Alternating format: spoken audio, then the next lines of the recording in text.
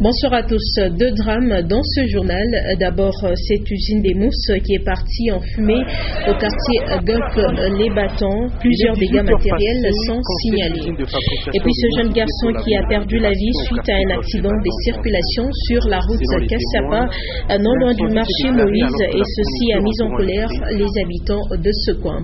On va également parler sport. En prévision de son match de ce dimanche contre Al-Hilal du Soudan, les tout-puissants Mazembe Anglibert s'est entraîné la soirée d'hier et la reconnaissance du terrain, ce sera pour tout à l'heure. Voilà tout pour les titres, madame, messieurs, bienvenue à tous à cette édition du journal. Au quartier Golfe Les Battants, une usine des mousses a été prise en fumée dans la soirée du vendredi 21 août 2015. Les causes de cette catastrophe ne sont pas encore connues. Les dégâts sont considérables. Ogi Fortuna Kassongo, Félix Kalombo et Elvis Chagani. Passé, quand cette usine de fabrication de mousse située sur l'avenue de la Libération au quartier Golfe Les Battants prend feu. Selon les témoins, l'incendie s'est déclaré alors que la fourniture en courant électrique était déjà interrompue. Comme le montrent ces images, les dégâts sont considérables. L'incendie a failli pour quelque peu s'attaquer à une maison voisine. Grâce aux efforts des jeunes du quartier, le pire a été évité pour cette maison d'habitation. Comme toujours, le service anti-incendie de la mairie a brillé par son inefficacité, voire son absence. 2 camions anti-incendie de 2 entreprises de la place ont tant soit peu tenté de maîtriser le feu. Les habitants du quartier saisissent cette opportunité pour interpeller l'autorité urbaine sur la localisation des usines. Une usine de mousse, de fabrication de mousse dans un quartier résidentiel.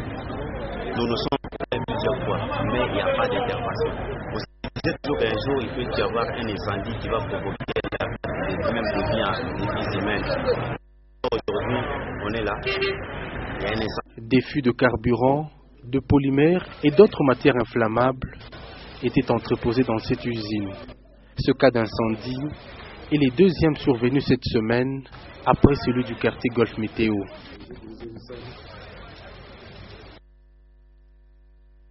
Routière à présent, une grande route est en construction à proximité de la ville, dans la commune annexe. Ce tronçon, une fois achevé, servira d'itinéraire aux véhicules extra longs. Maurice Maziel pour les détails.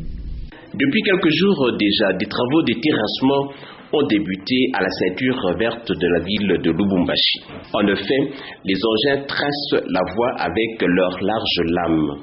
Cette grande route, une fois terminée, sera le tronçon où rouleront les véhicules poids lourds. Quand cette route secondaire sera complètement terminée, elle permettra la diminution tant soit peu de l'encombrement des artères de la ville de Lubumbashi par les véhicules extra longs.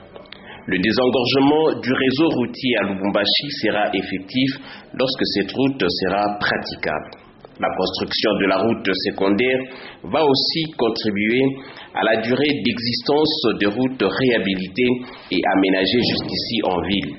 L'absence de voies secondaires dans la ville de Lubumbashi aggrave souvent les embouteillages aux heures de pointe. En attendant la fin des travaux de terrassement, les véhicules extra longs seront obligés de rouler au beau milieu de la ville de Lubumbashi. Par ailleurs, les usagers de la route garderont leur mal en patience jusqu'à ce que cette route d'intérêt communautaire se termine. Un véhicule exige un minimum de soins et à Lubumbashi, plusieurs services sont offerts pour laver toute automobile. C'est le cas des stations des fortunes que l'on retrouve partout sur la ville. Cependant, ce travail doit se faire en respectant quelques normes. Diane Kassongo-Nyota. Malgré la présence des stations de lavage automobile dites modernes, la plupart des propriétaires amènent leurs véhicules dans les autres stations situées au bord des chaussées. Dans ces stations, les prix sont abordables. Ils varient entre 1 500 et 3 000 francs congolais pour un lavage extérieur et de 30 à 50 $ pour un lavage optimal, alors que chez les autres, le prix varie entre 10 et 350 $. Le travail est le même. Mais la petite différence qu'il a, c'est que lui utilise un peu de machine. Il a suffisamment de machine. Ce qui fait qu'à certains types de travail, certains types de lavage, nous ne le faisons pas, mais lui le fait. Ces laveurs sont implantés à côté de chaque grande artère. Pour eux, il est difficile de créer une corporation, d'où l'implication de l'État pour l'encadrement de ce service. Conséquence, plusieurs jeunes sans emploi profitent des fuites d'eau pour procéder au lavage des véhicules.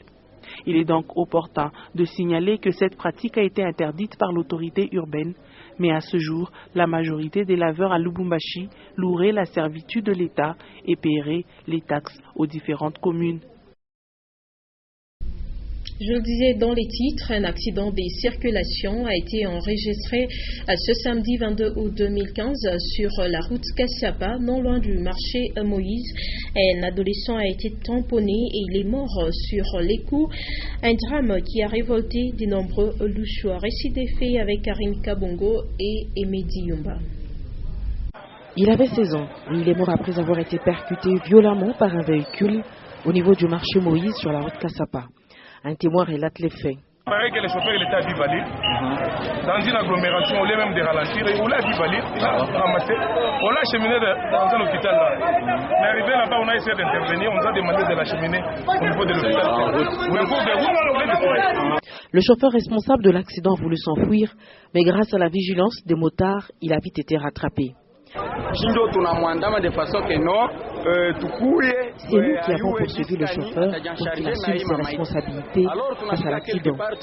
Mais arrivé au niveau de l'avenue Kassangoulou où nous l'avons rattrapé, un homme a voulu le défendre, soi-disant que le véhicule appartenait à un député. Parce que au député, il faut où est Muntu. Après avoir été gardé pour des raisons de sécurité au bureau du quartier Gambela 2 sur l'avenue Kassangoulou, le chauffeur a été emmené par la police des circulations routières pour des raisons d'enquête. Et un autre accident de circulation s'est produit cet après-midi au niveau du rond-point Carrefour.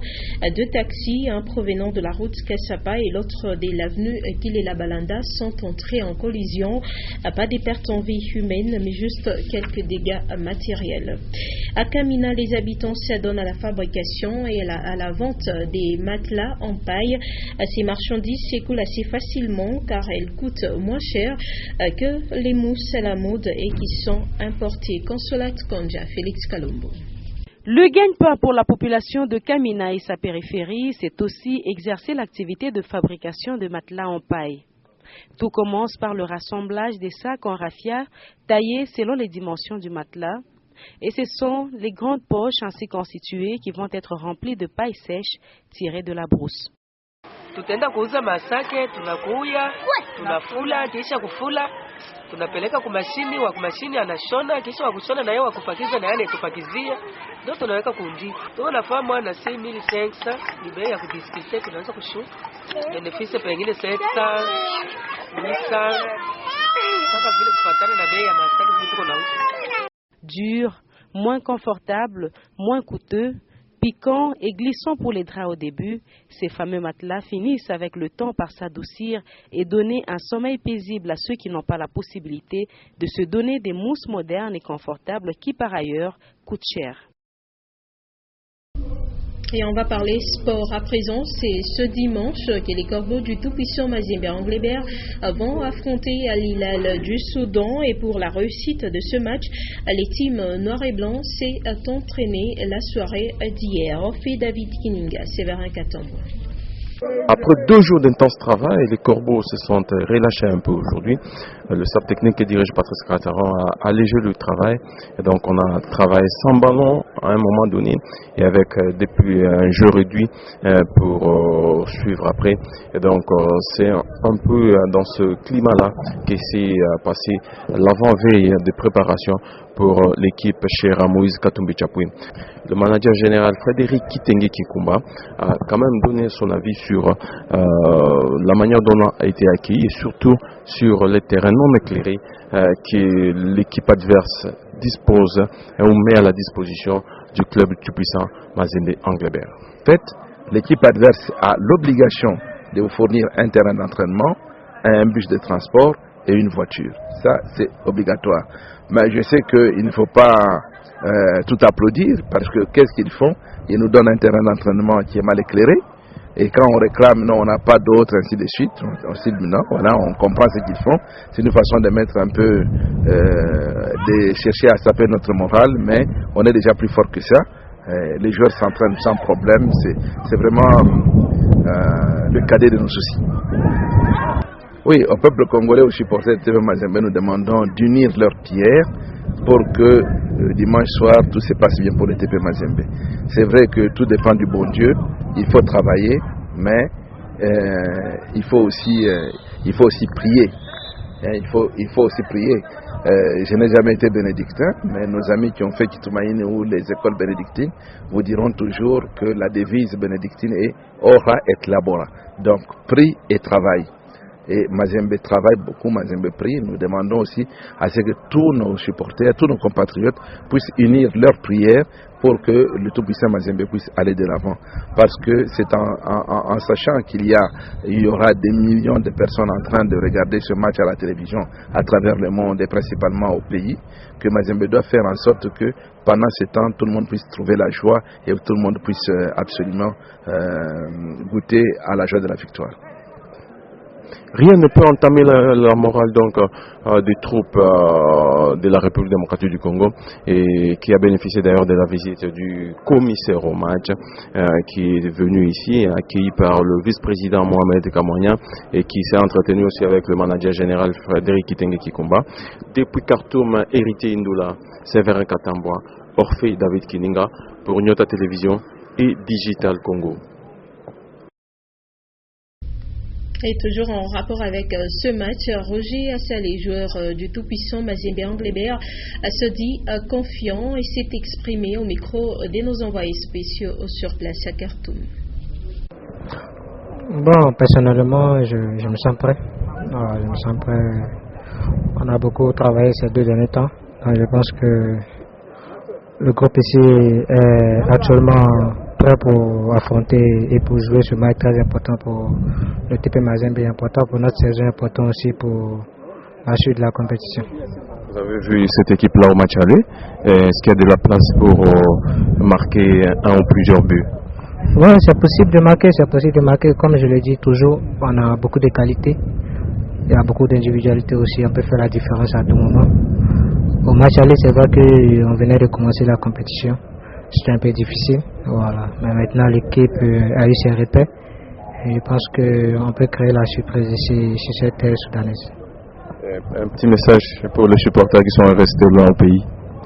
Non, bon, c'est toujours nous soutenir dans la prière, voilà, de toujours nous encourager, de toujours nous porter au plus haut possible.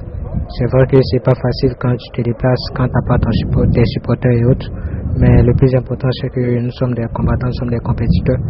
Donc on a le devoir de faire un très bon résultat. On a le devoir de ramener les 3 points si possible. Voilà, mais le plus important, c'est de toujours maintenir la tête du groupe.